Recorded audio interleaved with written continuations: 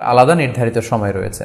যেমন আকিকার ক্ষেত্রে সুন্নাহ হচ্ছে বাচ্চা যেদিন জন্মগ্রহণ করবে তার ৭ম দিন শেষে ৭ দিন পরে আপনি আকিকা করবেন। আল্লাহ রাসূল সাল্লাল্লাহু আলাইহি ওয়াসাল্লাম বলেছেন, কুল্লু গুলামিন মুরতাহানুন বিআকিকাতিহি তুযবাহু আনহু ইয়াওমা সাবিহি। প্রত্যেক সন্তানের আকিকা দিতে হয় তার ৭ম দিনে, ওয়া ইউহলাকু ওয়া ইউসাম্মা, এবং ৭ম দিনে মাথার চুল ফেলে দিতে হয়, তার সুন্দর একটি নাম রাখতে হয়।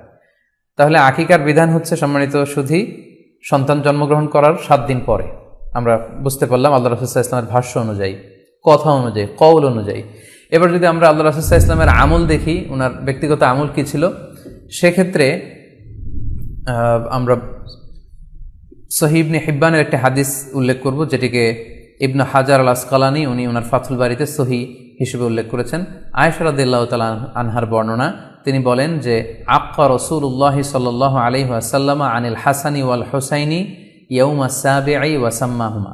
আল্লাহ রাসূল সাল্লাল্লাহু আলাইহি ওয়াসাল্লাম নিজে ওনার দৌহিত্র অর্থাৎ ওনার নাতি হাসান এবং হুসাইনের আকিকা নিজে করেছেন ৭ম দিনে, এবং ৭ম দিনে তাদের নাম রেখেছেন। একজনের নাম রেখেছেন হাসান, আরেকজনের নাম হুসাইন। অর্থাৎ হাসান রাদিয়াল্লাহু আগে জন্মগ্রহণ করেছিলেন, ওনার চেয়ে ছোট ছিল হুসাইন, উনি পরে জন্মগ্রহণ করেছেন।